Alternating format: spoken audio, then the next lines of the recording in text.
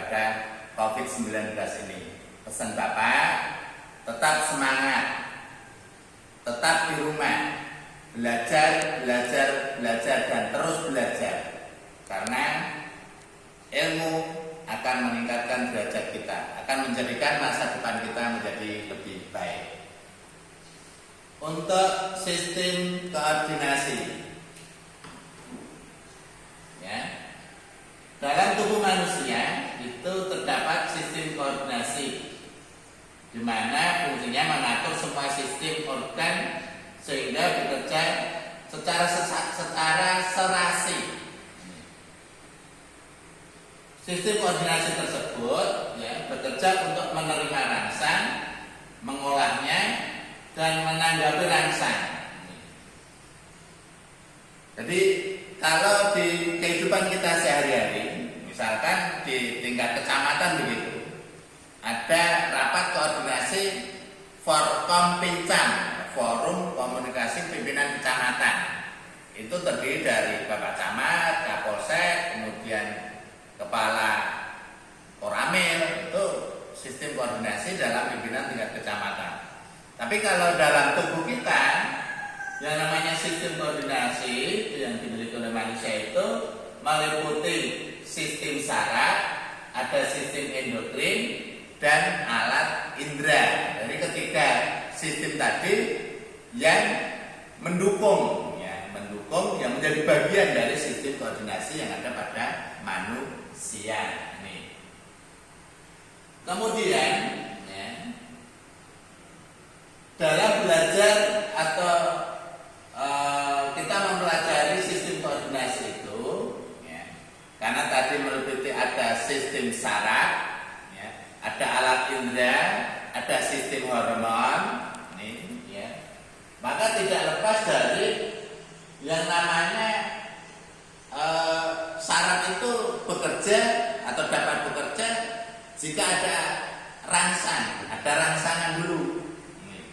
Nah, berdasarkan asal rangsangnya, ini rangsangan itu berasal dari luar tubuh dan berasal dari dalam tubuh kita sendiri. Jadi rangsangan itu berdasarkan asalnya, ada rangsangan yang berasal dari luar tubuh, contohnya ada cahaya, ada bau, panas, tekanan. Ini semuanya berasal dari luar tubuh kita.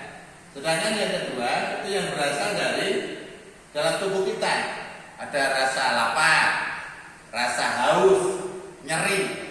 Ini juga berupa rangsangan, tapi asalnya tidak dari dalam tubuh kita. Itu menurut asalnya. Jadi ada luar tubuh, ada dari dalam tubuh kita sendiri. Berikutnya yang kedua, jenis rangsang. Jadi jenis rangsang itu berbagai macam-macam, banyak macamnya. Di antaranya yang pertama, ini ada rangsang yang berupa mekanik, berupa mekanik. Contohnya sentuhan, tekanan, artinya berasal dari benda, itu mekanik itu. Sentuhan, jika kalian mungkin disentuh oleh temanmu. Kemudian tekanan, misalkan dicubit ini juga tekanan pada bagian kulit kita. Kemudian yang kedua itu rangsangan yang berupa zat kimia atau berasal dari zat kimia. Contohnya ada rasa. Ini rasa ini semuanya berasal dari zat kimia. Ada pahit, ada manis, ada asam, termasuk bau itu ini berupa gas, tapi kimiawi juga.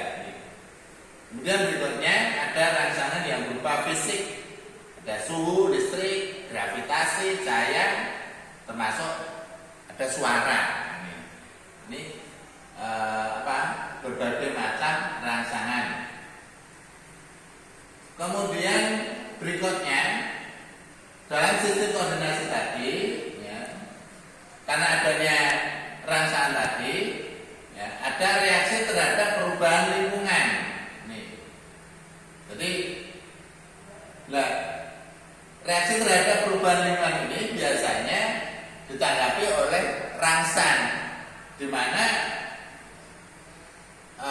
meliputi yang pertama itu reseptor. Ya. Reseptor itu bagian saraf kita yang mampu menerima rangsang, itu namanya reseptor. Jadi mampu mendeteksi rangsang yang berasal dari luar tubuh maupun dari dalam tubuh kita. Jadi penerima rangsang itu reseptor. Kemudian yang kedua, sel saraf itu sendiri. Ya, sel saraf itu menerima, mengolah dan meneruskan rangsangan. Ini. Jadi nanti ada berbagai macam saraf. Ini. Jadi tapi yang jelas tubuh kita akan menanggapi adanya perubahan lingkungan itu meliputi dari ini bagian-bagian dari sistem koordinasi ini. Ada reseptor tadi penerima rangsang, kemudian sel saraf yang menerima, yang mengolah, yang meneruskan rangsang, ini namanya saraf. Kemudian yang ketiga itu yang disebut dengan efektor. Efektor itu struktur yang melaksanakan aksi sebagai jawaban terhadap rangsangan yang datang atau input yang datang. Jadi karena adanya rangsangan tadi, maka otak akan memerintahkan kepada efektor untuk apa? Melaksanakan aksinya sebagai jawaban terhadap rangsangan yang datang tadi. Nah, contohnya ini sistem saraf pada manusia. Ya, bagaimana tadi antara reseptor, sistem saraf maupun efektor itu bekerja bersama-sama. Jadi untuk bereaksi terhadap rangsang atau menanggapi terhadap rangsang, tubuh kita akan memerlukan 3 komponen. Yaitu tadi yang sudah di awal sudah saya jelaskan, ada reseptor, ada sistem saraf, ada efektor. Nah, reseptor itu tadi kan artinya penerima rangsang. Nah, penerima rangsang itu biasanya berupa panca indera. Berupa panca indera. Tentunya anak-anak sudah hafal apa saja panca indera yang kita miliki itu. Nih. Contohnya di sini ada mata. Ya. Jadi mata di sini berfungsi sebagai reseptor. Selanjutnya mata yang berfungsi sebagai reseptor atau penerima rangsang ini, ya, oleh saraf sensorik, ya, akan diteruskan ke pusat saraf otak. Jawabannya itu masuk ke otak kita. Nah, kemudian diolah, ya. Terus apa yang dilihat itu diolah di otak kita. Nah, kemudian baru otak akan memerintahkan kepada efektor, ya. Otak akan memerintahkan pada efektor melalui saraf motorik. Nah, melalui saraf motorik. Lah kalau yang diperintah itu berupa otot, ini otot kaki ya misalkan, maka akan terjadi gerakan. Kalian akan berlari, mungkin akan berjalan, ya. Karena melihat anjing, ya, takut, lari, ya, berarti saraf motorik tadi akan memerintahkan efektor berupa otot kaki ini untuk lari karena melihat anjing tadi ini. Lah kalau yang diperintahkan efektornya itu berupa kelenjar, maka akan menghasilkan cairan atau lendir. Misalkan mata tadi menerima rangsang berupa mangga yang ranum. Ya. Kemudian apa? Otak memerintahkan kelenjar ludah untuk mengeluarkan ludah. Basa Jawane kemecer. Nah, ini, maka kelenjar ludah kita akan mengeluarkan cairan ludah ini. Ya. Ini contoh bagaimana sistem koordinasi yang ada tubuh kita itu, ya. Ini yang meliputi tadi ada reseptor, ada sistem saraf dan juga efektor. Nah, kemudian berikutnya yang perlu kita kenali itu yang namanya sel saraf atau yang disebut dalam bahasa neuron, sel saraf atau neuron. Gambarnya seperti ini. Ya. Kalau anak-anak lihat itu, ya, bagian-bagian neuron ada badan sel, ada dendrit, ada akson. Nah, ini badan sel itu yang ini. Ya. Di mana di dalamnya terdapat nukleus maupun nukleolus, inti maupun anak inti. Termasuk di sini ada sitoplasmanya. Kemudian berikutnya ada dendrit, ya, dendritnya ini yang menerima impuls atau rangsangan. Kemudian ada akson. Ujung aksonnya ini nanti yang akan apa? Meneruskan, melanjutkan rangsangan tadi ke sel saraf yang lain. Nah, ini pengertiannya. Ya, masing-masing tadi ada dendrit menerima rangsang atau impuls dari ujung saraf lain dan mengantarkannya ke badan sel saraf. Kemudian ada neurit meneruskan impuls atau rangsang dari badan sel saraf ke sel saraf yang lain. Selanjutnya ada selubomielin. Ini yang melindungi, ya, selaput yang melindungi neurit dan memberikan nutrisi atau makanan untuk sel saraf. Kemudian yang terakhir badan sel tadi, di mana di dalam badan sel itu terdapat inti, anak inti, kemudian ada sitoplasma. Nah, ini di mana di dalam sitoplasma tadi ada butir sel yang mengandung RNA maupun untuk apa?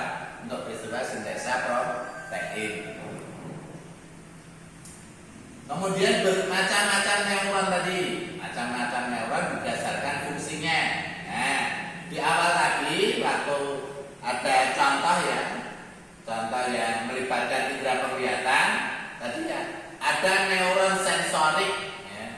Neuron sensorik itu menghantarkan rangsang atau impuls tadi dari reseptor, dari penerima rangsang dari mata tadi ke sistem saraf pusat. Nih, kemudian yang kedua ada neuron motorik yang menghantarkan impuls dari saraf pusat, ya, dari sistem saraf pusat otak tadi ya, ke efektor. Lah efektor tadi sudah saya sebutkan bisa kelenjar, bisa otot.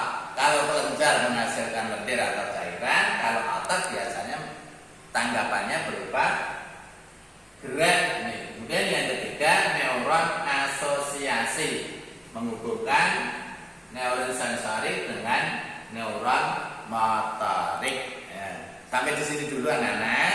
Ya. Untuk materi sistem koordinasi ini kita baru sampai di berbagai macam neuron berdasarkan fungsinya. Kita lanjutkan pada pertemuan yang akan datang. Ya. Sekali lagi tetap di rumah, jaga kesehatan, jaga kebersihan, selalu cuci tangan, pakai masker, ya, alat pengaman diri dalam kita menanggulangi wabah COVID-19 ini. Tetap semangat belajar dan belajar. Terima kasih. Assalamualaikum warahmatullahi wabarakatuh.